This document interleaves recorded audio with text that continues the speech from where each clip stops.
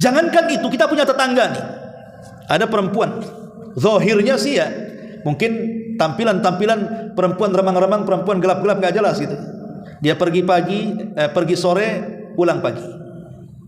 Kemudian kita katakan pezina itu boleh? Nggak boleh. Walaupun kita mungkin melihat, gimana Ustaz nggak dikatakan dia wanita pezina? Dia keluar jam 8 malam, pagi, kemudian pulang, tampilannya pun kayak gitu. Dalam Islam tetap kita harus berhusnudzon kepada Allah. Karena dengan menuduh berzina itu kita harus mendatangkan 4 saksi masalahnya. Mendatangkan 4 saksi. Dan saksi yang didatangkan harus melihat saat dia berzina. Kalau seorang mendobrak rumah, walaupun dua-duanya telanjang, yang satu di pojok sana, yang satu di pojok sana, tidak bisa dikatakan berzina. Karena saksinya tidak melihat langsung saat dia berzina. Itulah betapa pentingnya kenapa Islam menjaga kehormatan seorang muslim itu. Sampai ada aturan-aturan seperti ini. Sampai tidak boleh kemudian menuduh sembarangan. Dan di sini faedahnya adalah wajib kita menjaga lisan. Wajib kita menjaga lisan untuk tidak mudah menuduh-nuduh manusia dengan sembarang, karena satu kalimat yang membuat Allah murka itu sudah mencukupkan menjungkir balikan kita ke dalam jahanam sejauh barat dan timur. Na'udzubillah, summa na'udzubillah.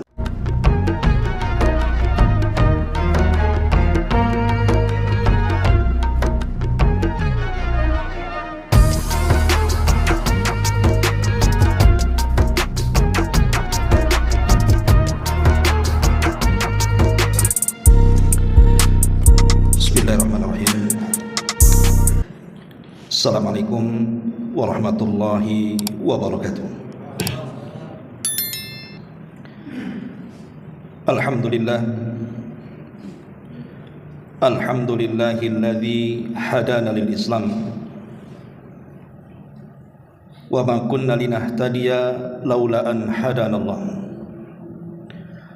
Asyhadu an la ilaha illallah wahdahu rabbi la syarika lah wa asyhadu anna Muhammadan abduhu wa rasuluhu alladzi la nabiyya ba'dah, amma ba'd. Ma'asyiral muslimin wal muslimat rahimakumullah. Alhamdulillah, di malam hari ini kita masih diberikan nikmat oleh Allah Subhanahu wa taala bisa berkumpul untuk bertalabul ilmi di Masjid Muhajirin. Salawat dan juga salam tetap kita hadiahkan kepada Rasul kita Nabi besar Muhammad sallallahu alaihi wa ala alihi wasallam. Pembahasan di malam hari ini kita akan membahas satu buah hadis yang tercantum di dalamnya 7 perkara yang merusak sendi-sendi kehidupan manusia. Hadis ini dikeluarkan oleh Imam Al-Bukhari dan Muslim, di mana Nabi sallallahu alaihi wasallam bersabda, ijtanibu sab'al mubiqat. Kata Rasul, jauhilah oleh kalian 7 dosa yang akan membinasakan, 7 dosa yang akan menghancurkan, baik menghancurkan nilai-nilai iman ataupun nilai-nilai akidah, menghancurkan seluruh amalan-amalan yang sudah kita lakukan, bahkan boleh jadi menghancurkan tatanan kehidupan yang ada di masyarakat. Artinya bahwa 7 perkara ini sangat berbahaya sekali karena menghancurkan segalanya. Kemudian para sahabat Nabi sallallahu alaihi wasallam berkata, qulna ya Rasulullah wa ma hunna. Para sahabat mengatakan, wahai Rasul, apa saja dosa-dosa yang membinasakan itu? Qala, maka Nabi sallallahu alaihi wasallam bersabda, yang pertama asyirku billah, kesyirikan kepada Allah Subhanahu wa taala. Kemudian yang kedua wasihru, perbuatan sihir. Kemudian yang ketiga wa qatlun nafsil lati harramallahu illa bil haqq, membunuh jiwa yang telah Allah haramkan melainkan dengan sebab yang benar. Kemudian yang keempat wa aklur riba, memakan riba. Kemudian yang kelima wa aklu malil yatim, memakan harta anak yatim. Kemudian yang keenam wa tawalli yaumaz zahfi, lari dari pertempuran, dan yang terakhir wa qadhful muhsanatil ghafilatil mu'minat, menuduh wanita yang beriman lagi suci dan menjaga kehormatannya dengan tuduhan bahwa dia berbuat zina. Inilah kata Nabi SAW yang disebut dengan sab'ul mubiqat atau muhlikat, 7 perkara yang membinasakan manusia. Ma'asyiral muslimin wal muslimat yang dimuliakan Allah Subhanahu wa taala, kita tahu bahwa Islam datang dengan membawa agama kesempurnaan dan juga datang dengan agama yang membawa kemaslahatan, baik maslahat untuk individu ataupun masyarakat. Lah kemaslahatan Islam ini pada awalnya dibangun dengan sebuah keyakinan, tapi juga dihancurkan dengan merusak keyakinan. Lah di antaranya Nabi SAW mengatakan bahwa kehancuran umat ini yang pertama yang bisa menghancurkan iman, akidah, amal saleh, bahkan seluruh kebaikan yang kita lakukan. Yang pertama adalah asyirku billah, kesyirikan kepada Allah Subhanahu wa taala. Ma'asyiral muslimin yang dimuliakan Allah Subhanahu wa taala, mungkin kalau di negeri Islam seperti di negara Indonesia ini, mayoritas mungkin tidak seperti kesyirikan yang pernah terjadi di zaman jahiliyah, di mana banyak berhala-berhala dan patung-patung yang disembah. Tapi sekalipun patung-patung atau berhala yang disembah itu sudah tidak ada lagi, ya mungkin ada 1-2, tetapi kesyirikan itu tetap ada dan nilainya sama, bisa menghancurkan seluruh pahala. Allah Subhanahu wa taala di dalam surah An-Nisa ayat 116 mengatakan, innallaha la yaghfiru an yushraka bihi wa yaghfiru ma duna dzalika liman yasha wa man yusyrik billahi faqad dhalla dhalalan ba'ida. Allah tidak akan mengampuni dosa kesyirikan dan dia hanya mengampuni dosa selain itu. Maka barang siapa yang mempersekutukan sesuatu dengan Allah, maka sungguh dia telah tersesat dengan kesesatan yang jauh sekali. Dari ayat ini kita tahu bahwa syirik itu adalah sebesar-besarnya dosa, atau boleh dikatakan moyangnya dosa, penghulunya dosa. Karena inilah satu-satunya dosa yang tidak akan diampuni oleh Allah Subhanahu wa taala. Kenapa? Karena dampak kerusakannya meluas, bisa menghancurkan segalanya. Ma'asyiral muslimin yang dimuliakan Allah Subhanahu wa taala, mungkin dahulu kita kenal ada namanya pemahaman animisme, percaya akan roh-roh yang gaib yang mengatur, menaungi, mengayomi serta mengendalikan kehidupan manusia. Mungkin itu zaman dulu percaya dengan roh-roh, ataupun keyakinan dinamisme, percaya kepada benda-benda yang memiliki pengaruh. Tetapi kemudian keyakinan-keyakinan ini ya mungkin sebagian kecil masih ada, tapi kebanyakan sudah tidak ada, karena kesyirikan di zaman sekarang ini lebih modern dibandingkan kesyirikan di zaman dulu. Coba bayangkan musuh-musuh Islam ini untuk menjauhkan Islam dari agamanya itu disebar berbagai macam paham kan. Dari paham materialisme umpamanya, orang dicintakan dengan benda, dicintakan dengan akal. Akhirnya kemudian benda lebih tinggi dibandingkan Allah, akal lebih tinggi dibandingkan Allah. Mulai kemudian Allah direndahkan. Kemudian muncul pemahaman sekularisme, mulai Allah dipisahkan dari manusia, seolah-olah agama itu sendiri, dunia itu sendiri, di mana jangan bicara Allah di pasar karena itu urusan dunia, jangan bicara Allah di kantor karena itu urusan dunia. Berusaha Allah dipisahkan dari urusan dunia. Cukuplah Allah itu ada di masjid, di majlis taklim, dan begitu seterusnya. Akhirnya muncullah paham komunisme yang intinya tidak yakin adanya Allah Subhanahu wa taala. Lah pemahaman-pemahaman seperti inilah yang menjauhkan manusia dari agamanya, sehingga banyak orang yang sadar ataupun tidak jatuh kepada kesyirikan. Nanti kita akan contohkan beberapa kesyirikan-kesyirikan yang terjadi di masyarakat umumnya, dan mereka tidak sadar bahwa sebagiannya itu adalah syirkul akbar, syirik yang mengeluarkan mereka dari Islam. Ma'asyiral muslimin wal muslimat rahimani wa rahimakumullah. Kita tahu bahwa kesyirikan itu secara umum dibagi menjadi dua. Ada yang namanya syirkul akbar, ada namanya syirkul asghar. Syirik besar ini jelas mengeluarkan kita dari Islam.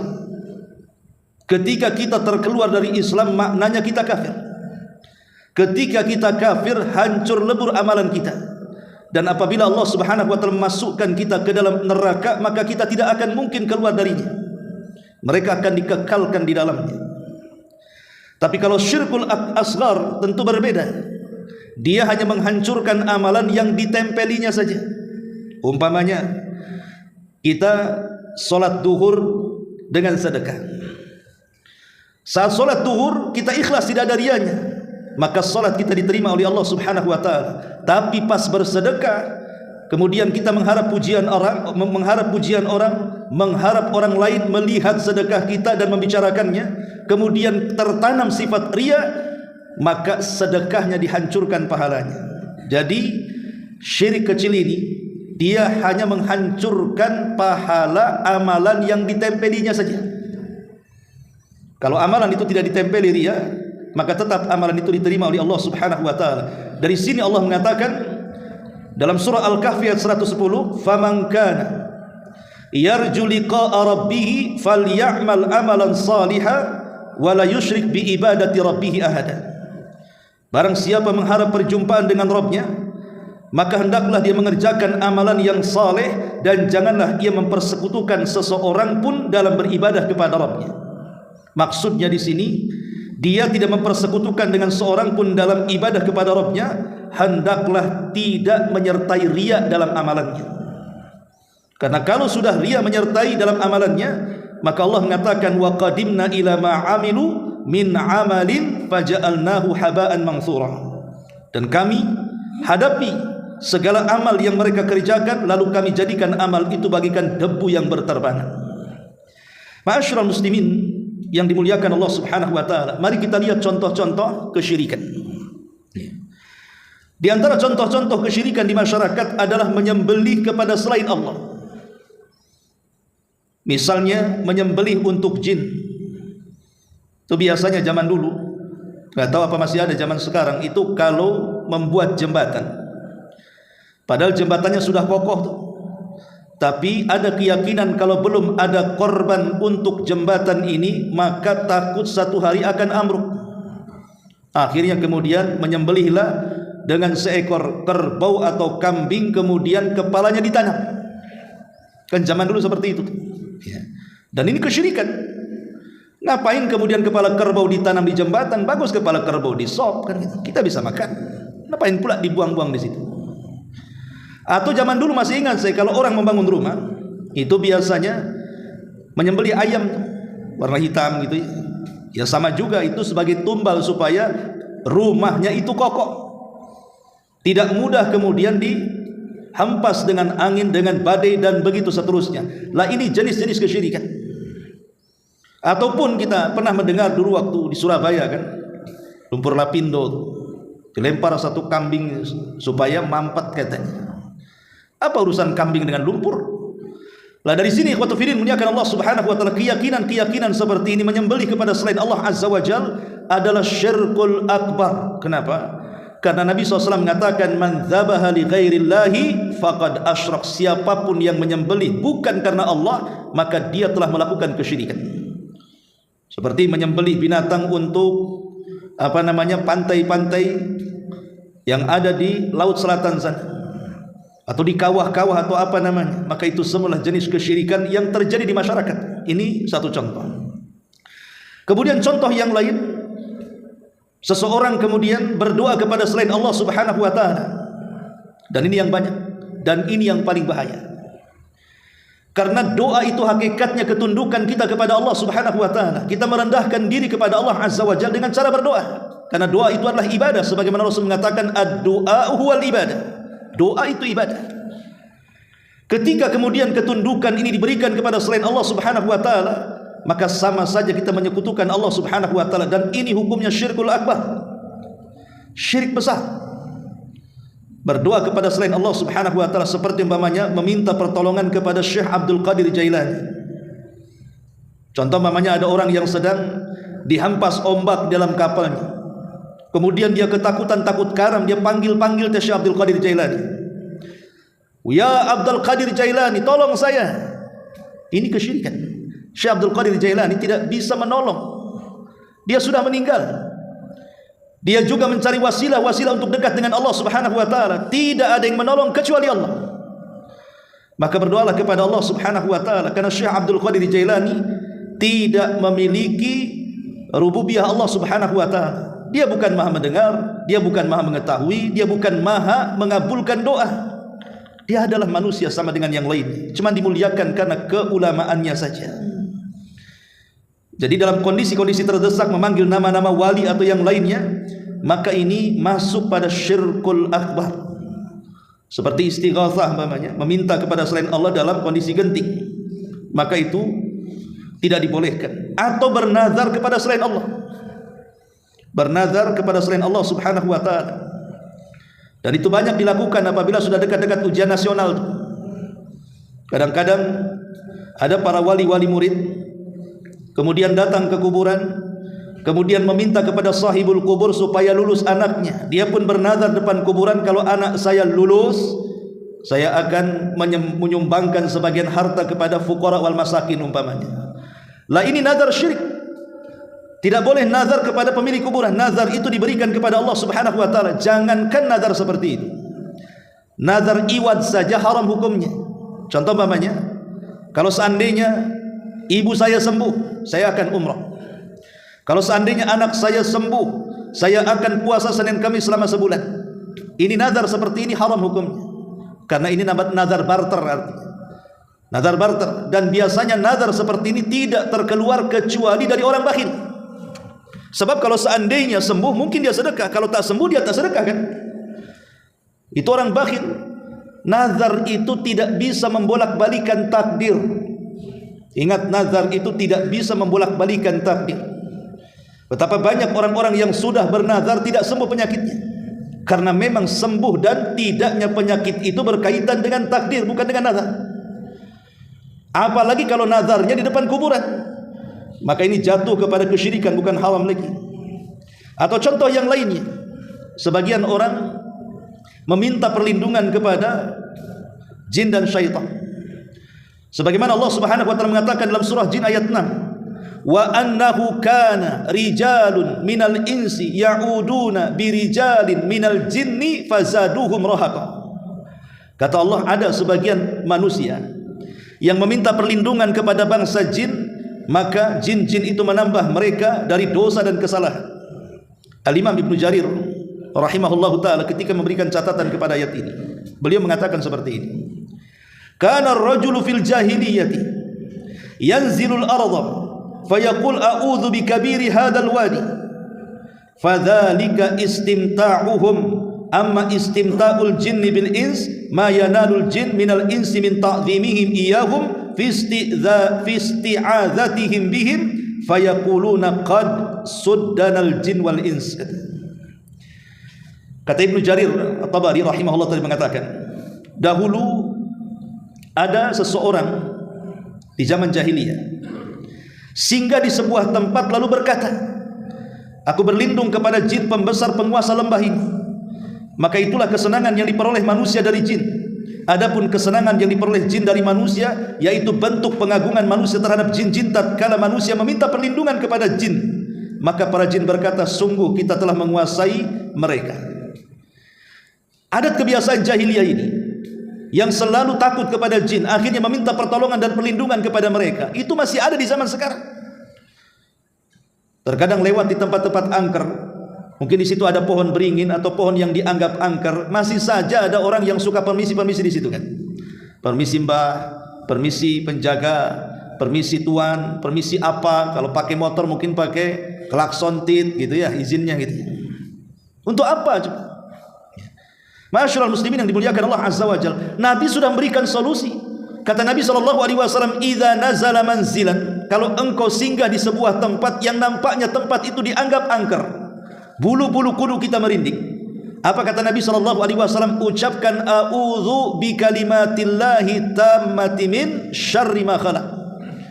A'udzu bi kalimatillahi tammati min syarri ma khalaq. Kata Rasul, lam yadurrahu syai'un hatta yartahil min manzilihi dzalik.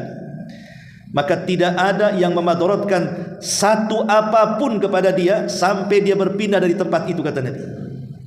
Kenapa mesti permisi-permisi? Cukup saja kita berlindung kepada Allah. Allah lah yang mendatangkan manfaat dan mencegah madarat. Karena dengan kita kemudian berlindung kepada jin, apalagi isti'adzah, meminta perlindungan kepada mereka, isti'adzah ini ibadah.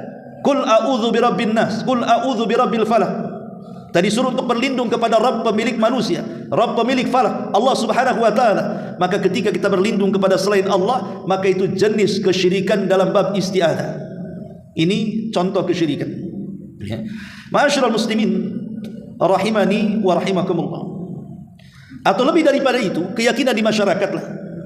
Keyakinan mereka kepada jimat-jimat yang katanya bisa melariskan dagangan, ataupun jimat-jimat yang bisa mempercepat untuk mendapatkan jodoh, ataupun jimat-jimat supaya menang dalam segala hal. Sampai ada orang judi saja bawa jimat tuh biar menang judinya. Apa enggak kuadrat dosanya? Sudah syirik, haram lagi kan gitu. Nah ini terjadi di masyarakat. Dan orang kalau sudah gandrung dengan jimat, biasanya hatinya akan terpaut dengan jimat itu. Saya pernah berdialog dengan orang Sungai Panas. Dia tak apa ya, banyak jimat di rumahnya.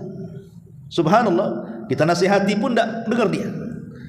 Dan dia mengatakan, saya sudah membuktikan gitu, bahwa jimat ini memang untuk keberuntungan saya. Berapa kali saya mau celaka tak jadi gitu. Berapa kali saya mau bangkrut ada yang nolong gara-gara jimat ini. Lihat, betul kata Nabi SAW, man ta'allaqa syai'an wukila ilaihi. Barang siapa yang menggantungkan jimat, maka hatinya akan dipautkan kepada jimat itu. Dan itulah makar daripada syaitan. Ikhwatu fiddin rahimani wa rahimakumullah. Ya. Ma'asyiral muslimin yang dimuliakan Allah Subhanahu wa taala. Atau mungkin tatayyur. Tatayyur, ma'ruf tatayyur itu diambil daripada burung. Kalau zaman dulu itu kan kadang-kadang suara burung tertentu itu imma membawa hoki ataupun membawa kesialan. Ini ada suara burung nih, pasti ada pencuri ini. Nggak ada urusan suara burung dengan pencuri. Ini ada suara burung nih, jangan-jangan tetangga sebelah mati. Nggak ada urusan burung dengan mati. Burung itu bukan malakul maut. Oh ini suara burungnya bagus ini bawa hoki nih. Karena zaman dulu itu kan masih ingat tuh, semua orang itu pada beli perukutut tuh, suaranya itu subhanallah itu. Kadang-kadang suara tertentu itu harganya mahal karena membawa keberuntungan katanya. Lah ini tatayyur. Di zaman jahiliyah sudah ada. Sebab orang-orang jahiliyah itu kalau datang ataupun hendak pergi berniaga entah ke Yaman ataupun ke Syam, maka mereka menerbangkan burung tuh. Kalau burung mereka mengarah Syam terus, maka tidak akan berangkat mereka walaupun tujuannya ke Yaman. Makanya Syam disebut Syam itu litasya'um. Mereka menganggap sial, makanya Syam disebut negara Syam menurut orang jahiliyah itu karena ada makna tasya'um. Tasya'um itu menganggap sial. Jadi kalau burung terbang ke Syam, ini sial ini katanya. Tapi kemudian tato ini kan berkembang hari ini. Bukannya bicara burung saja. Dulu rame-rame ikan lohan, makin besar nong-nongnya katanya makin bagus pula tuh hokinya. Kemudian belakangan ada tanaman janda bolong, makin besar bolongnya makin banyak hokinya katanya. Kemudian apalagi batu aki, pernah demam batu aki kan dulu kan, sampai di warung-warung Padang ada juga tuh di sampingnya jual batu aki itu. Kalau itu membawa hoki, ngapain kau jual tuh batu aki itu? Kau konsumsi sendirilah biar kaya. Ya. Ini penipuan ikhwatu fiddin. Ma'asyiral muslimin yang dimuliakan Allah Subhanahu wa taala, dan banyak lagi contoh kesyirikan yang terjadi di masyarakat ini. Atau mungkin seseorang lebih tawakal kepada makhluk dibandingkan tawakal kepada Allah Subhanahu wa taala. Takut dipecat bosnya nanti makan apa. Ini kan kesyirikan juga ikhwan. Ataupun boleh jadi mungkin mengatakan kalau bukan karena dia atau kalau bukan karena engkau, Allah ditiadakan di sini. Kadang-kadang orang itu kemudian memalingkan tawakal kepada selain Allah Subhanahu wa taala. Cinta kepada selain Allah, takut kepada selain Allah, harap kepada selain Allah. Ini semua adalah kesyirikan dan ini menghancurkan seluruh amal ibadah kita. Ini yang pertama, asyirku billahi azza wa jalla. Kehancuran pertama atau hal-hal yang menghancurkan pertama adalah melakukan kesyirikan kepada Allah Azza wa Jalla. Yang kedua, kata Rasul, was-sihru. Sihir. Sihir ini ikhwatu fillah muliakan Allah Azza wa Jalla bagian daripada dunia perdukunan, dan ini yang paling buruk dari seluruh praktek-praktek perdukunan. Karena di sana ada macam-macam istilah-istilah perdukunan itu. Ada namanya arraf, ada namanya kahin, ada namanya romal, ada namanya munajim, macam-macam. Kalau arraf itu dia tukang ramal, meramalkan sesuatu yang akan berlaku. Kalau kahin, ramalan juga, meramalkan sesuatu yang telah terjadi. Contohnya umpamanya meramalkan sesuatu yang akan berlaku, meramalkan bahwa akan terjadi hari sekian, tanggal sekian, bulan sekian, tahun sekian, kiamat. Tahu-tahu tak kiamat. Nah itu disebut arraf. Atau umpamanya dia meramalkan kepada orang yang hendak mencari mobil yang dicuri dari setahun kemarin, datang ke Pak Dukun, Pak Dukun mobil saya ada di mana? Oh kata Pak Dukun di sekitar Tiban BTN. Tak tahu di mana alamatnya. Dia kan suka terawang-terawang saja. Memastikan tak bisa dukun itu. Ya. Itu meramalkan sesuatu yang sudah berlalu karena kan kecuriannya setahun yang lalu. Ataupun mungkin dalam bentuk munajim yang banyak dulu. Saya ingat zaman dulu ya belum ada handphone. Ya, mungkin juga belum banyak fasilitas-fasilitas alat elektronik, mungkin TV juga belum banyak, radio belum banyak. Itu kalau kita beli majalah atau koran, itu biasanya di situ ada zodiak perbintangan, itu bisa dicantumkan di situ. Kemudian di situ akan ditulis tuh, nih bintang ini karena lahirnya bulan ini, tahun ini, fungsinya ini, kehidupannya nanti ke depannya seperti ini, perjodohannya seperti ini, usahanya seperti ini, dan begitu seterusnya. Nih kalau bintang ini kawin dengan bintang itu tak cocok tuh katanya.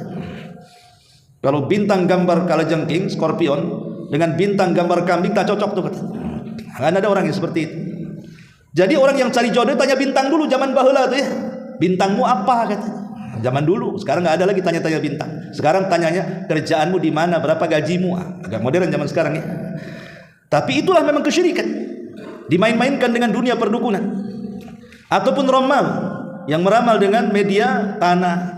Kalau sekarang pakai media jari, ditanya garis-garis jari dan begitu seterusnya, maka itu bagian daripada dunia perdukunan. Tetapi yang paling parah dari dunia perdukunan adalah sihir. Karena sihir ini merusak. Dampaknya besar, bisa menghancurkan individu, masyarakat dan kelompok. Contoh kerusakan kalau itu terjadi di masyarakat, ikhwatu fillah muliakan Allah Subhanahu wa taala. Pertama, akan menanamkan permusuhan. Sihir ini bisa menanamkan permusuhan di antara kaum muslimin. Yang kedua, membangkitkan al-fawahish, membangkitkan perbuatan-perbuatan keji seperti dunia perzinahan dan begitu seterusnya. Karena para pelacur itu terkadang mereka kemudian datang ke dukun hanya untuk melariskan dirinya. Kemudian diberikan susuk-susuk tertentu, ditancapkan di mukanya biar nampak cantik dan begitu seterusnya. Akhirnya larislah dunia perdukunan. Jadi membangkitkan al-fawahish, perbuatan-perbuatan keji di tengah-tengah masyarakat dan juga keharaman, dan akan menjauhkan dari akhlak yang baik. Kemudian juga sihir ini bukan hanya itu, mengantarkan kepada al-kabair, dosa besar. Karena biasanya mereka lebih yakin dengan pak dukun dibandingkan yakin dengan Allah Subhanahu wa taala. Jadi akan menimbulkan macam-macam ya, permusuhan, kekerasan, maksiat, dosa dan yang semacamnya. Ataupun umpamanya bahaya yang menimbulkan kepada diri sendirilah, yang orang-orang yang disihir itu. Terkadang di antara mereka ada yang lumpuh bertahun-tahun, tidak bisa jalan. Terkadang mereka berbaring, stroke, tidak bisa apa-apa, tidak bisa melihat dunia luar. Atau mungkin di antara mereka ada yang dipecahkan hubungan suami istrinya. Kemudian dijauhkan orang tua dari anak-anaknya, akhirnya muncul generasi-generasi yang tidak baik di masyarakat karena kurang pendidikan, kan dipisahkan suami istrinya. Nah ini terjadi ya, di masyarakat seperti itu, munculnya kebimbangan, kebingungan, stres, itu semua itu dampak daripada sihir. Bahkan yang lebih parah bisa membunuh. Sihir itu bisa membunuh, bisa menyakiti dan membunuh. Ma'asyiral muslimin yang dimuliakan Allah Subhanahu wa taala, dan bisa menghancurkan rumah, bisa menghancurkan bertetangga, bisa menghancurkan masyarakat, bahkan negara bisa dihancurkan oleh sihir. Makanya kenapa kemudian sihir ini sangat diwanti-wanti Nabi SAW untuk tidak terjerumus. Kenapa sihir ini begitu diharamkan dalam Islam? Pertama, karena dunia sihir itu biasanya adamu ijlalillahi azza wa jalla. Di dalamnya tidak ada pengagungan kepada Allah. Sihir itu tidak ada pengagungan kepada Allah. Bukankah Allah mengatakan, "Malakum la tarjuna lillahi waqara." Kenapa kalian tidak mengagungkan Allah dengan sebenar-benar pengagungan?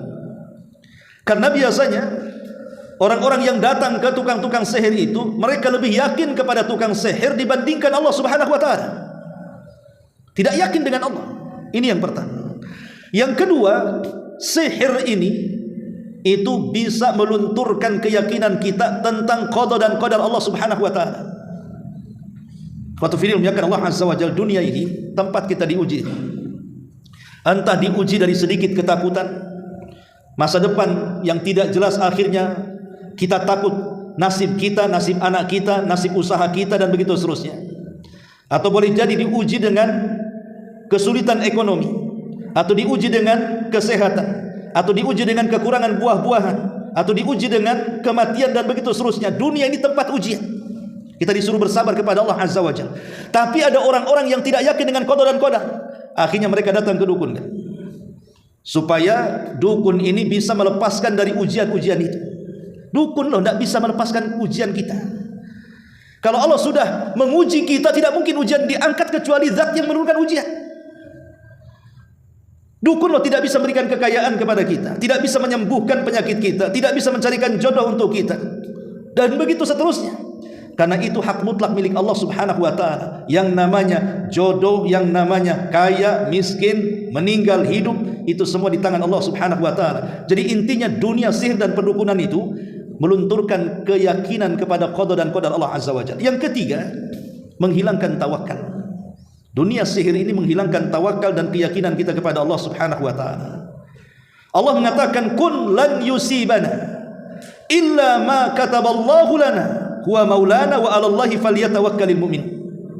Katakan, tidak ada musibah yang menimpa kita kecuali semua sudah dicatat Allah di Lauhil Mahfuz. Dialah zat yang telah melindungi kita, maka kewajiban bagi seorang mukmin bertawakallah kepada Allah Subhanahu wa taala, kata Allah. Artinya, musibah yang Allah berikan itu murni datang dari Allah. Boleh jadi sifatnya Allah mau mengangkat derajat kita, boleh jadi sifatnya Allah mau menghapuskan dosa-dosa kita, boleh jadi sifatnya mungkin Allah Subhanahu wa taala hendak menegur kita. Tapi ada orang yang tidak tahan ujian, datang ke dukun. Datang ke dukun dan mengatakan, "Saya sudah sakit bertahun-tahun, wahai Pak Dukun, tolong sembuhkan saya." Akhirnya dia kena tipu. Kena tipu, penyakit pula tak hilang, uang pula habis.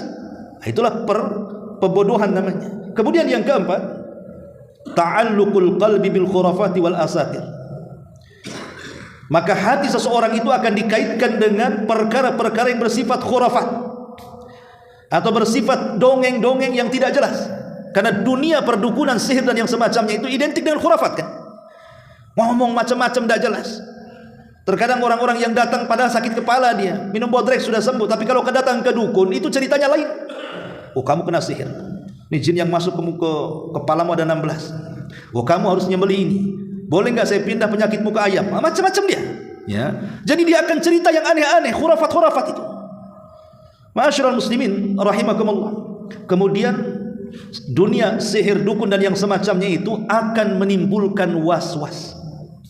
Kenapa orang bisa was-was, ikhwan? Itu karena dari syaitan. Setanlah yang membuat kita was-was. Dan was-was yang paling besar ketika setan datang kepada kita, kemudian menghayalkan tentang beberapa pertanyaan. Siapa yang menciptakan langit? Kita jawab Allah. Siapa yang menciptakan bumi? Kita jawab Allah. Siapa yang menciptakan alam semesta? Kita jawab Allah. Sampai ketika mentok pertanyaan itu, muncullah dalam otak kita, lalu siapa yang menciptakan Allah? Nah, ini bahaya, ya. Kalau sudah sampai hayalan kita terbayang siapa lalu yang menciptakan Allah, maka Nabi SAW mengatakan, "Falyasta'idz billahi minasyaitonir rajim." Segeralah kita beristiadzah kepada Allah Subhanahu wa taala. Dalam riwayat, "Falyaqul amanna billah." Katakan, aku beriman kepada Allah Azza wa Jalla. Itu yang paling besar itu nanti was-was itu. Nanti dalam ibadah juga masuk tuh. Ada orang takbiratul ihram tak jadi-jadi. 100 kali takbiratul ihram baru mantap. Ada orang yang berwudu menghabiskan air 1 bak mandi habis karena was-was. Bolak-balik saja dia ke kamar mandi. Ada orang yang dihinggapi waswas seperti itu, dan itu semua dari syaitan. Dan ingat bahwa sumber waswas itu 3. Kenapa manusia terjangkit waswas itu? Karena ada 3 perkara. Pertama, karena jahil. Orang jahil itu pasti waswas. Kalau dia punya ilmu, dia tahu tentang ilmu salat, ilmu wudu, ilmu akidah, insya Allah tidak akan ada waswas.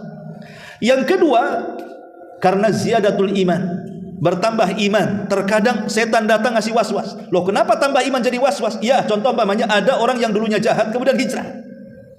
Sebagian mereka mengatakan, dulu waktu aku masih jahiliyah, usahaku lancar, lubang-lubang usaha di mana-mana, modal sedikit aja untungnya besar. Kok sekarang aku sudah hijrah kok makin seret ekonomi saya?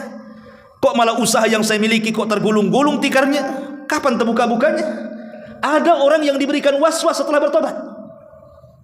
Tetapi hal ini bukan dirasakan kita saja. Zaman para sahabat sudah ada perkara itu ditanyakan kepada Nabi. Tapi Nabi SAW mengatakan itu tanda kebaikan imanmu. Artinya tanda benar hijrahmu. Sebab kalau hijrahnya tidak benar, ngapain setan datang bawa waswas? Nggak perlulah diwaswasi, hijrahnya sudah salah itu. Tapi kalau hijrah kita benar, maka setan akan datang berikan waswas seperti ini. Maka istiqomahlah, itu tanda kebaikan. Kemudian yang ketiga, karena berkawan dengan orang yang waswas, akhirnya waswas. Dapat guru, rupanya gurunya salah, ngajari ilmu waswas, akhirnya murid-muridnya waswas lah. Atau mungkin masuk berselancar, zaman sekarang kan ada internet tuh, baca makalah macam-macam, waswas setan datang. Benar gak ajaran saya ini? Kok lain pula nih? Kena syubhat dalam hatinya tuh. Baca makalah Khawarij, ujung-ujungnya jadi bunuh diri. Baca makalah Syiah, lama-lama jadi Syiah dia. Nah, itu waswas namanya. Makanya agama seseorang itu digantungkan temannya.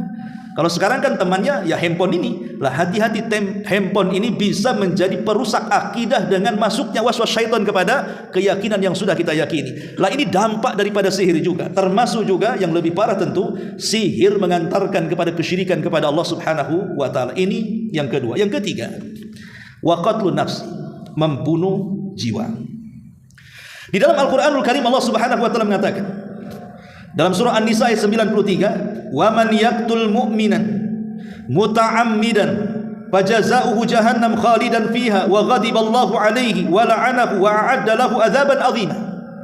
Dan barang siapa yang membunuh seorang mukmin dengan sengaja, maka balasannya 1 jahannam, 2 kekal di dalamnya. Maksud kekal di dalamnya saking lamanya, bukan kekal tidak akan keluar maksudnya. Ya. Kemudian yang ketiga, Allah murka kepadanya. Dan yang keempat, Allah mengutuknya. Dan yang kelima, Allah menyediakan azab yang besar. Lihat, 5 azab Allah berikan kepada orang yang membunuh seorang mukmin dengan sengaja. Ma'asyiral muslimin wal muslimat rahimani wa rahimakumullah.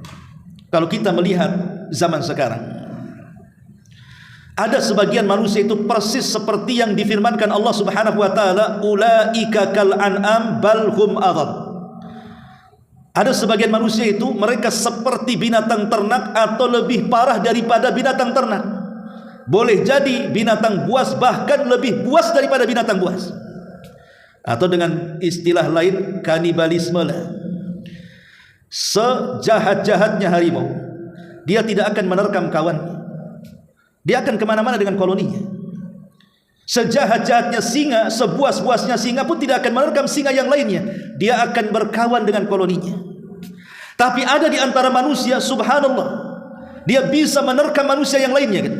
Kita bisa melihat berita-berita yang sekarang, masya Allah, hampir setiap hari yang namanya pembunuhan itu di mana-mana.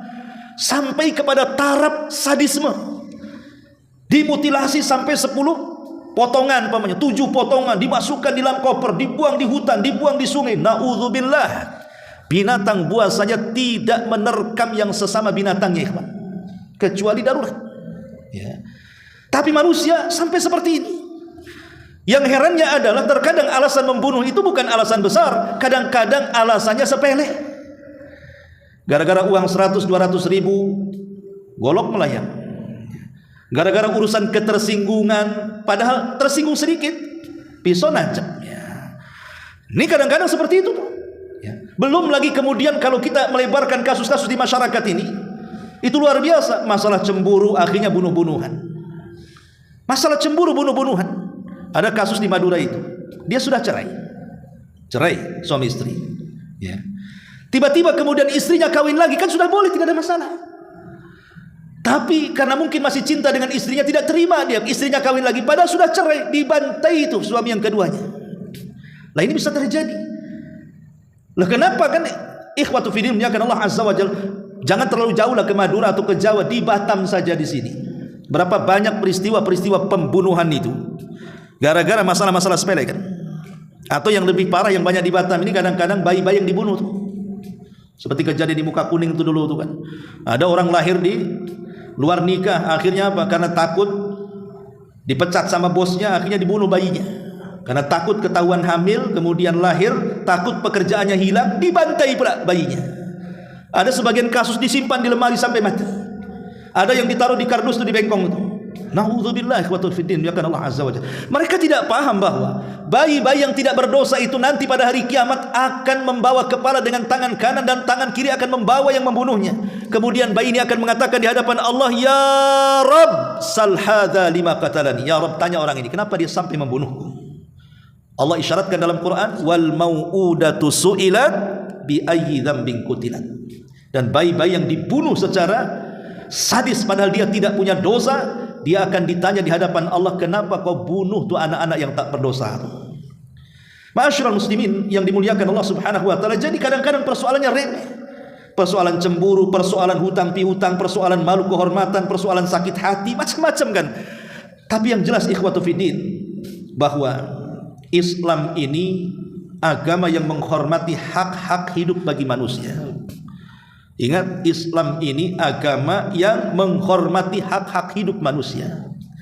Makanya kenapa Islam datang dengan membawa 5 perkara. Salah satunya hifdun nafsi, menjaga jiwa. Sampai Nabi SAW mengatakan, innama amwalukum, inna dima'akum wa amwalukum wa a'radakum haramun kahurmati yaumikum hadha, kata Rasul. Ingat, darah-darah kalian, harta kalian, kehormatan kalian haram bagi kalian untuk ditumpahkan, karena Islam itu menghormati hak hidup manusia. Jangankan sesama muslim, dengan orang kafir saja kita dilarang untuk membunuh dan mengambil nyawa mereka. Kata Nabi SAW, man qatala mu'ahidan lam yarih raihatal jannah. Siapa yang membunuh kafir mu'ahid, maka dia tidak akan mencium bau surga. Dalam riwayat, man qatala mu'ahidan fi ghairi kun'ihi harramallahu alaihil jannah. Siapa yang membunuh kafir mu'ahid atau kafir dhimmi padahal belum waktunya dia bunuh, belum waktunya dia harus dibunuh, maka Allah haramkan padanya surga. Itu yang di luar keyakinan kita sesama antar umat beragama kan begitu. Apalagi yang dibunuh itu sesama kita yang beragama Islam. Maka lebih dahsyat lagi ikhwatu fiddin dosanya. Makanya Nabi SAW mengatakan kalau ada 2 orang yang saling membunuh, al-qatil wal maqtulu finnar. Orang yang membunuh masuk neraka, orang yang dibunuh masuk neraka, dua-duanya masuk neraka. Jadi sahabat bertanya Rasul, kalau orang yang membunuh masuk neraka wajarlah, lah orang yang dibunuh masuk neraka ini gimana ceritanya? Maka Rasul mengatakan, ya karena dalam hati orang yang dibunuh itu sudah ada niat membunuh juga, cuman apes dia kebunuh saja ya. Kalau dia tidak terbunuh, tentu dia yang membunuh. Makanya Rasul mengatakan dua-duanya di neraka. Ma'asyiral muslimin yang dimuliakan Allah azza wajalla. Kemudian juga yang selanjutnya, yang keempat, aklur riba, dosa makan riba. Ma'asyiral muslimin yang dimuliakan Allah azza wajalla, Islam ini dibangun di atas ta'awun 'alal birri wat taqwa. Allah mengatakan, wa ta'awanu 'alal birri wat taqwa. Tolong menolonglah kalian di atas perbuatan baik dan ketakwaan. Itu asas Islam. Kita harus tolong menolong di atas perbuatan baik dan ketakwaan. Dan Islam juga ditopang dengan saling mencintai saudaranya dengan saudara yang lainnya. Kata Nabi SAW, la yu'minu ahadukum hatta yuhibba li akhihi ma yuhibbu li nafsi. Tidak dikatakan sempurna iman seseorang sampai mencintai saudaranya seperti mencintai dirinya sendiri. Kenapa saya katakan seperti ini? Karena praktek riba itu ikhwatu fiddin, kalau ada orang hutang piutang, itu terkadang alasannya itu nolong, padahal dia ngemplak, ya kan? Dia nolong, ngomongnya sih saya tolong dia sedang susah, saya tolong, saya kasih pinjam uang, tetapi dia sedang tidak menolong, dia sedang menghancurkan orang itu dengan bunga riba yang diterapkan dalam pinjamannya. Makanya dalam Islam itu yang namanya pinjam meminjam itu murni urusan sosial. Tidak ada boleh mengambil keuntungan sedikit pun. Kalau kita pinjam 100 bayar 100, pinjam 1 juta bayar 1 juta, pinjam 5 juta bayar 5 juta. Tidak boleh kita pinjam 1 juta jadi 1,5 juta bayarnya. Karena urusan hutang piutang itu murni sosial, tidak ada kaitan dengan keuntungan. Makanya kenapa sampai kemudian Rasul mengatakan, dan sabda Nabi ini walaupun dilemahkan secara lafaz tetapi menjadi ijma' para ulama. Apa kata Rasul? Barang siapa yang memanfaatkan sebuah barang jaminan, barang siapa yang memanfaatkan sebuah barang jaminan, maka dia jatuh kepada riba. Umpamanya saya pinjam motor atau mobil atau uang 100 juta, mana jaminannya? Nih sawah 1 hektar. Nanti kalau saya balikan juga sawah saya. Selama kemudian tidak dibayar, kita manfaatkan sawahnya. Kita kemudian pakailah sawah itu sampai panen berkali-kali. Ketika kemudian orang itu sanggup membayar dengan apa yang kita hutangkan, umpamanya dia hutang 100 juta, kemudian dia membayar 100 juta, kemudian mengambil sawahnya, manfaat selama kita menggunakan sawah itu riba. Karena Rasul mengatakan kullu qardin jarra naf'an fahuwa riba. Setiap barang jaminan kalau mendapatkan manfaat di dalamnya, maka manfaatnya riba. Kecuali kalau barang jaminan itu berupa binatang, umpamanya sapi kita ambil susunya, kemudian kambing kita ambil susunya, boleh, karena bagaimanapun itu muqabil sebagai bentuk balasan karena kita merawat dia, ngasih makan, ya. Tapi kalau benda-benda mati, ya seperti umpamanya jaminannya motor kita gunakan untuk ngojek, jaminannya mobil kita gunakan untuk Grab, maka untungnya riba, kecuali untung itu dijadikan bentuk pelunasan. Umpamanya kita nge-Grab setahun dapat 50 juta, hutangnya 100, berarti dipotong 50. Nah, itu boleh. Tapi kalau tetap dibayar 100, kemudian yang 50 milik dia, yang 50 ini ribanya nih. Lah terkadang ikhwatu fillah muliakan Allah azza wajalla, riba ini asasnya tolong menolong, tapi dibaliknya menghancurkan tuh. Seperti orang-orang yang kita kenal dengan lintah-lintah darat, rentenir dan yang semacamnya. Makanya kenapa riba ini? Karena menyusahkan manusia yang banyak. Kalau zaman dulu praktek-praktek riba ini memang sengaja ada orang yang sudah mengorganisasi dirinya dengan beberapa orang, cari tempat-tempat orang-orang miskin biasanya. Sekarang ini kan lagi tren lah pinjaman online umpamanya. Itu kan yang membutuhkan pinjaman-pinjaman itu kan orang-orang yang sedang susah.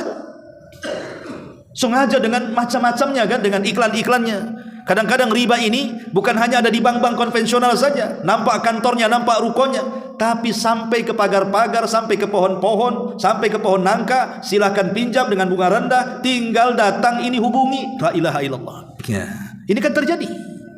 Mereka tidak sadar bahwa Allah mengatakan fa illam taf'alu fa'dzanu biharbin minallahi wa rasuli. Jika kamu tidak mengerjakan, maknanya tidak meninggalkan riba sejauh-jauhnya, maka ketahuilah bahwa Allah dan Rasulnya akan memerangimu. Diperangi oleh Allah dan Rasulnya. Sampai Allah mengatakan yamhaqullahu riba wa yurbis sadaqat. Allah memusnahkan riba dan menyuburkan sedekah. Walaupun nampaknya riba itu uangnya besar, hakikatnya tidak ada keberkahan, karena itu awal kehancuran. Lihat negara-negara besar kalau hendak menghancurkan negara-negara kecil, dibuatnya pinjaman dengan bunga yang sangat besar. Mana ada negara yang mendapatkan pinjaman dari negara-negara kuat menjadi negara maju? Tidak akan maju selamanya kalau masih bermuamalah dengan riba. Karena bagaimanapun Allah Subhanahu wa taala yang mengatakan dalam Al-Qur'an kan, kalau dia tidak meninggalkan riba itu sama dengan mengajak perang dengan Allah dan Rasulnya. Ma'asyiral muslimin yang dimuliakan Allah azza wa jalla, ingat dosa riba. Rasul sampai mengatakan ar-riba sab'una baban aisaruha an yankiha ar-rajulu ummah. Dosa riba itu memiliki 70 pintu. Yang paling ringan dosanya adalah seperti anak berzina dengan ibu kandungnya. Dalam riwayat dirhamu riba ya'kuluhu ar-rajul wa huwa ya'lam ashaddu min 36 zaniyatan.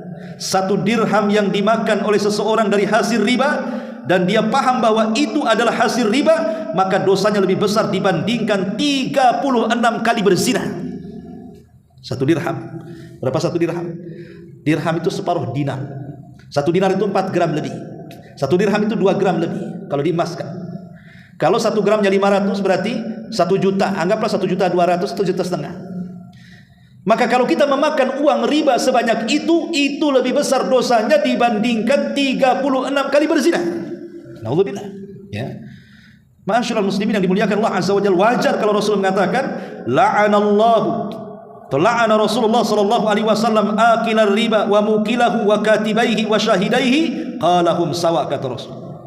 Jabir mengatakan Rasul melaknat yang memakan riba, memberi makan riba, menulis riba, saksi-saksi riba. Kata Rasul dosanya sama. Oh, saya enggak makan riba Ustaz, saya kan notarisnya. Sama. Saya enggak makan riba Ustaz, enggak, saya hanya satpamnya saja. Sama. Disamakan, coba bayangkan. Bukan berarti yang makan lebih besar dosanya, sama dilaknatnya. Naudzubillah. Ya. Makanya kenapa Nabi SAW sangat keras tentang hal ini, sampai-sampai Nabi menjelaskan bagaimana pemakan riba itu akan dibangkitkan di kuburan mereka seperti orang gila, oyong, seperti orang disambar setan. Dan itu digambarkan dalam Al-Quran kan. Orang-orang pemakan riba itu seperti seolah-olah disambar setan. Nah, ini hal-hal yang harus dipahami. Di dunia saja sudah tidak berkah, macam mana pula di akhirat yang dikatakan la yaqumuna illa kama yaqumu kama yaqumul ladzi yatakhabbathu syaitanu minal mas.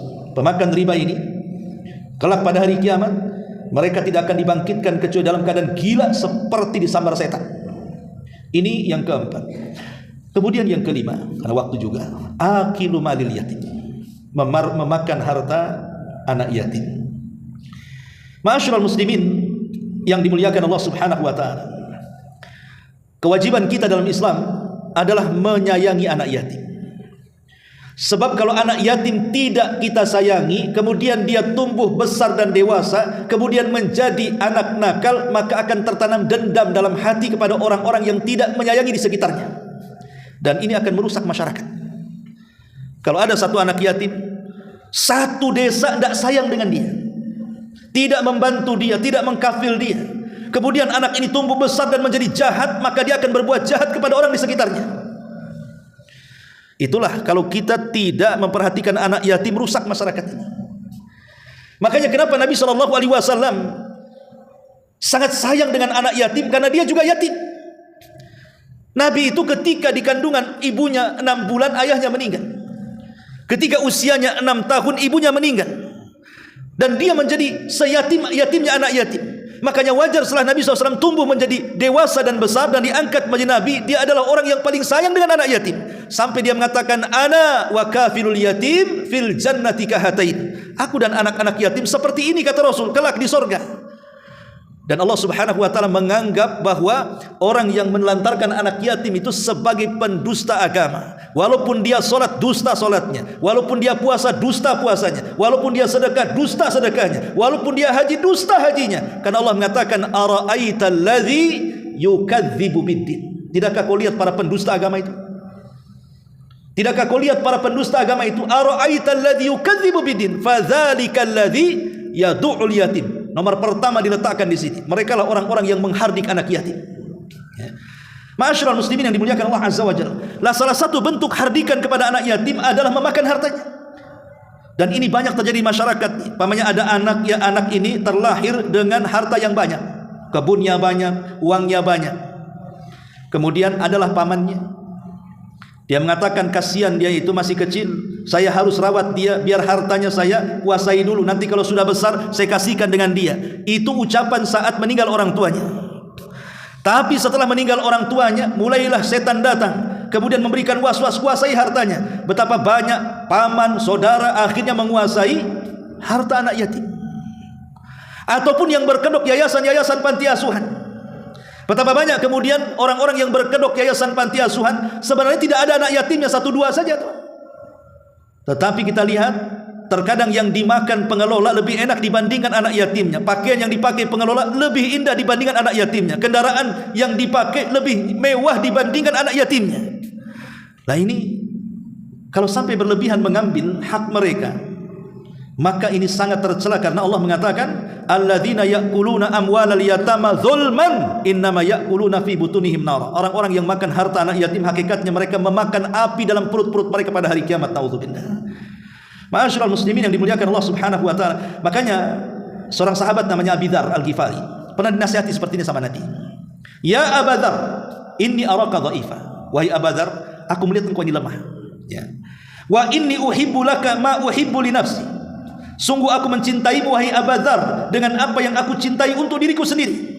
Kemudian kata Rasul, la ta'muranna ala tsnaini wa la tawallaina ala malil yatim. Rawahu Muslim. Kata Nabi SAW, sungguh kamu jangan sampai memimpin walaupun hanya 2 orang, dan sungguh jangan sampai mengelola harta anak yatim. Ini sahabat. Kenapa Nabi SAW mengatakan kepada Abu Dzar jangan sampai mengelola harta anak yatim? Karena Abu Dzar itu dikenal zuhudnya. Dia dikenal zuhud orangnya, tidak peduli dengan dunia.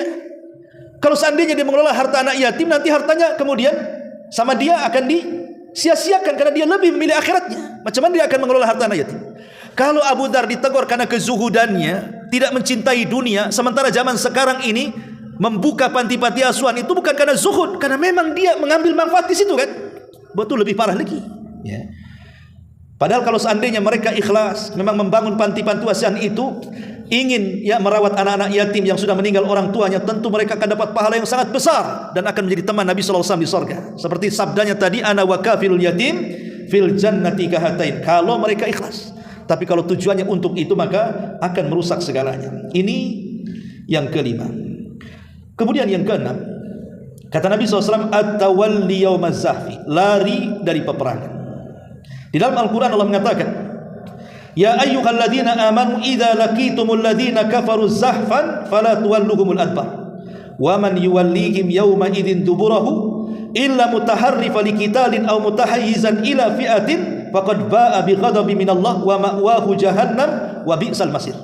Wahai orang-orang yang beriman, apabila kamu berjumpa dengan orang-orang kafir yang sedang menyerangmu, maka janganlah kamu membelakangi mereka alias mundur. Barang siapa yang membelakangi mereka mundur di waktu itu kecuali berbelok untuk siasat perang atau hendak menggabungkan diri dengan pasukan lain, maka sungguh orang itu kembali dengan membawa murka Allah, tempatnya neraka jahanam, dan amat buruk tempat kembalinya. Lari dari peperangan adalah sebuah pengkhianatan. Pengkhianatan dari aturan-aturan jihad. Terkadang manusia itu diberikan oleh Allah Subhanahu wa taala 2 kondisi. Terkadang ada kondisi nikmat, kondisi aman, dan kita bisa beribadah dalam kondisi-kondisi seperti itu dengan sholat, puasa dan yang semacamnya. Terkadang Allah memberikan kepada kita kondisi sulit, di mana di situ ada perintah jihad. Maka baik perintah dalam kondisi senang ataupun sulit, maka sama-sama harus mengikhlaskan diri kepada Allah Azza wa Jalla. Jangan melakukan pengkhianatan. Karena begini, konsekuensi orang lain dari peperangan ini. Kenapa dilarang dalam Islam coba? Sekarang kita sedang bertempur melawan musuh. Tiba-tiba satu lari dari peperangan, itu akan mengakibatkan pengaruh kepada yang lainnya. Kenapa dia lari? Ada apa dia dengan lari? Apa musuhnya terlalu kuat? Apa tidak bisa ditembus? Akhirnya akan mempengaruhi yang lainnya. Dan pengaruh inilah yang akan melemahkan kaum muslimin, sehingga terjadi pengkhianatan dalam jihad. Makanya lari dari peperangan itu salah satu daripada bentuk dosa besar, karena pengkhianatan. Kecuali kata ulama, ada 3 boleh kita lari. 1, berbelok dalam rangka siasat. Boleh kita mundur, tapi untuk siasat perang yang jauh lebih besar dibandingkan yang pertama. Yang kedua, atau menggabungkan diri. Ya, umpamanya ada 2 tempat, di sini perang, di situ perang, ya kan?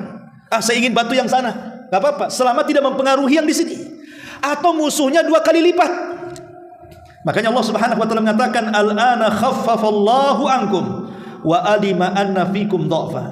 Fa iyyakum mi'atun sabiratun yaghlibu mi'atain wa iyyakum minkum alfun yaghlibu alfain biidznillah wallahu ma'as sabirin. Sekarang Allah telah meringankan kepadamu. Dia tidak mengetahui bahwa kamu ada kelemahan.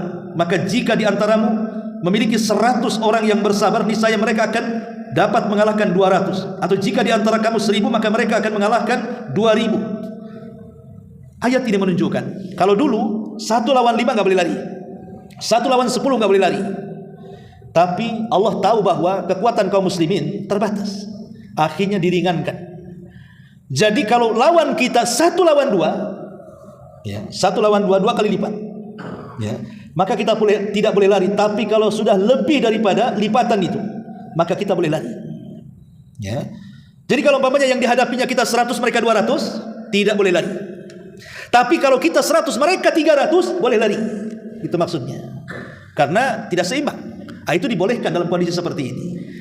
Nah, tapi faedahnya bahwa Kenapa kemudian Islam melarang kita lari dari pertempuran? Karena ini bentuk pengkhianatan, melemahkan kaum muslimin. Dan yang terakhir adalah qadful muhsanatil mu'minatil ghafilat, menuduh wanita yang baik-baik, yang tidak tahu apa-apa, dituduh berzina. Seperti mamanya kisah Ummul Mukminin Aisyah radhiyallahu anha, dituduh oleh orang-orang munafik berzina dengan Safwan ibn Mu'attil. Turun surah An-Nisa. Allah Subhanahu wa taala berfirman, "Walladzina yarmunal muhsanati tsumma lam ya'tu bi arba'ati syuhada fajliduhum 80 jalda wa la taqbalu lahum syahadatan abada ulaika humul fasiqun." Dan orang-orang yang menuduh wanita yang baik-baik dan mereka tidak mendatangkan 4 saksi, maka pukullah mereka 80 cambukan, dan janganlah kamu terima persaksian mereka selamanya, dan mereka itu orang-orang yang fasik. Dalam ayat yang lain, innal ladzina yarmunal muhsanatil ghafilatil mu'minat lu'inu fid dunya wal akhirah walahum adzabun adzim. Sesungguhnya orang-orang yang menuduh wanita baik-baik yang beriman, maka mereka dilaknat di dunia dan akhirat, dan bagi mereka azab yang sangat besar. Dan ini biasanya terjadi pada suami istri. Pada suami istri biasanya terjadi, di mana mungkin salah satu dari pasangan itu menuduh selingkuh yang lainnya. Maka tidak bisa dalam Islam itu tuduh menuduh itu kecuali dengan bukti. Contoh bukti mamanya, antum keluar dari rumah kerja setahun atau 2 tahun, tiba-tiba istri hamil. Ini hamil dari mana? Itu ada bukti kan? Saya sudah 2 tahun safar, kemudian pulang kok hamil. Ini siapa, bayi siapa ini? Itu bukti namanya. Karena saya tidak pernah menggauli dia. Tapi kalau seandainya hari-hari kita di rumah, hari-hari kita bergaul dengan dia, hari-hari kita kemudian juga menggauli istri kita, kemudian hamil, kita kata ini anak siapa? Oh, tiap malam kau yang gauli kok, nanya pula anak siapa? Ya. Jadi ini kadang-kadang kalau tidak ada bukti, maka tidak boleh. Jangankan itu, kita punya tetangga nih, ada perempuan, zahirnya sih ya mungkin tampilan perempuan remang-remang, perempuan gelap-gelap gak jelas gitu. Dia pergi pagi, pergi sore, pulang pagi. Kemudian kita katakan pezina itu boleh? Nggak boleh. Walaupun kita mungkin melihat gimana Ustaz nggak dikatakan dia wanita pezina, dia keluar jam 8 malam, pagi, kemudian pulang, tampilannya pun kayak gitu. Dalam Islam tetap kita harus berhusnudzon kepada Allah. Karena dengan menuduh berzina itu kita harus mendatangkan 4 saksi masalahnya. Mendatangkan 4 saksi. Dan saksi yang didatangkan harus melihat saat dia berzina. Kalau seorang mendobrak rumah, walaupun dua-duanya telanjang, yang satu di pojok sana, yang satu di pojok sana, tidak bisa dikatakan berzina. Karena saksinya tidak melihat langsung saat dia berzina. Itulah betapa pentingnya kenapa Islam menjaga kehormatan seorang muslim itu. Sampai ada aturan-aturan seperti ini. Sampai tidak boleh kemudian menuduh sembarangan. Dan di sini faedahnya adalah wajib kita menjaga lisan. Wajib kita menjaga lisan untuk tidak mudah menuduh-nuduh manusia dengan sembarang, karena satu kalimat yang membuat Allah murka itu sudah mencukupkan menjungkir balikan kita ke dalam jahanam sejauh barat dan timur. Naudzubillah, summa naudzubillah. Wallahu a'lam bishawab. Ini yang bisa sampaikan, mudah-mudahan ada manfaatnya. Afwan terlalu lama. Subhanallah bihamdika asyhadu an la ilaha illa anta astaghfiruka wa atubu ilaik. Allahu ta'ala alam. Assalamualaikum warahmatullahi wabarakatuh.